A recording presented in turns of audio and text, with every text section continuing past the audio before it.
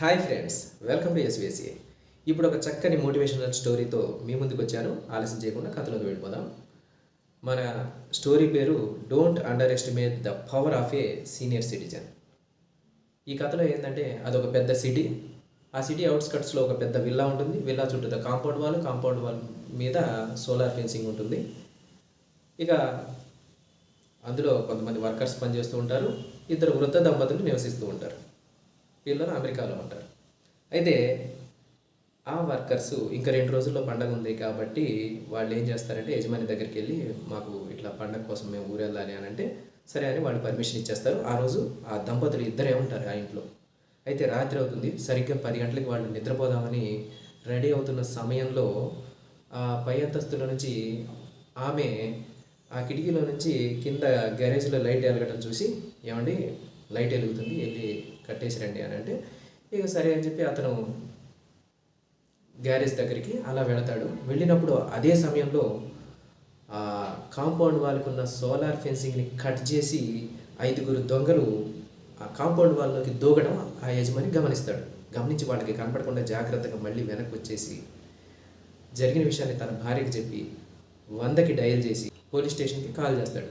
అప్పుడు అక్కడ నైట్ డ్యూటీలో ఉన్న కానిస్టేబుల్ ఫోన్ రిసీవ్ చేసుకొని ఏంటి సంగతి అని అడిగినప్పుడు ఇతను ఇట్లా దొంగలు పడ్డారు మా ఇంట్లో, వాళ్ళు ఏ క్షణానైనా మమ్మల్ని అటాక్ చేయొచ్చు, మీ దగ్గర ఉన్న సిబ్బంది మొత్తాన్ని తీసుకుని వెంటనే వచ్చేసేయండి అని అంటాడు.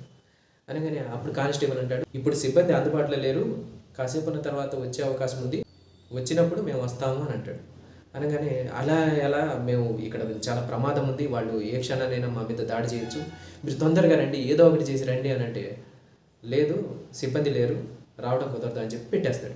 పెట్టేయగానే ఇంకొక 2 నిమిషాలకి మళ్ళీ ఇతను ఫోన్ చేసి వచ్చారా సిబ్బంది వచ్చారా వెంటనే రండి అని అంటే అప్పుడు కూడా ఆ కానిస్టేబుల్ లేరు ఎవరు లేరు, వస్తే పంపిస్తానని చెప్పారు కదయ్యా మళ్ళీ ఫోన్ చేయకు అని అంటాడు.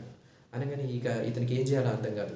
ఇక తను ఈ దొంగల వల్ల ఈ ప్రమాదం తప్పేటట్టు లేదు అని చెప్పి భయపడుతూనే ఒక ఆలోచన చేస్తాడు. ఆలోచన చేసి మళ్ళీ ఒక 2 నిమిషాలు అయిన తర్వాత మళ్ళీ ఆ స్టేషన్కి ఫోన్ చేసి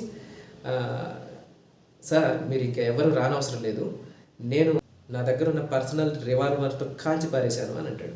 అనగానే అదేంటి నువ్వు అట్లెట్లా కాల్ చేస్తావు, మేము రాకుండా మేము వస్తామని చెప్పాం కదా అట్లెట్లా కాల్ చేస్తావు అని చెప్పేసి టక్మని ఆ కానిస్టేబుల్ పెట్టేసి వెంటనే వితిన్ 5 మినిట్స్లో 2 పోలీస్ జీపులు నిండా ఫోర్స్ ప్లస్ మీడియా వాళ్ళు అంబులెన్స్ ఇవన్నీ కూడా వచ్చేస్తాయి అనమాట. వచ్చేసినప్పుడు అప్పుడే ఆ దొంగలు అట్లా హడావిడి ఈ అలికిడి మొత్తం ఆ పోలీసులు వచ్చేసి ఆ దొంగలు పట్టేసుకుంటారు, వ్యాన్లో ఎక్కించేస్తారు.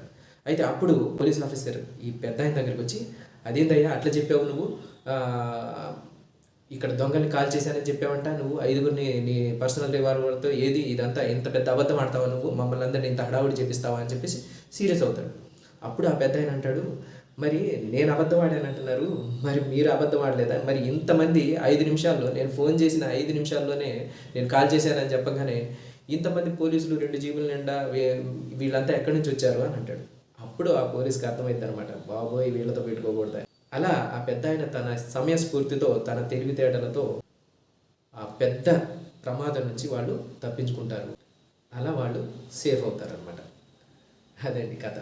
ఈ కథ కనుక మీకు నచ్చినట్లయితే లైక్ చేయండి, మీ మిత్రులకి షేర్ చేసుకోండి, మరియు నేను చేసే ఇలాంటి వీడియోలు ఎప్పటికప్పుడు మీకు నోటిఫికేషన్ రూపంలో అందడం కోసం నా ఈ ఛానల్ సబ్స్క్రైబ్ చేసుకోండి. ధన్యవాదములు.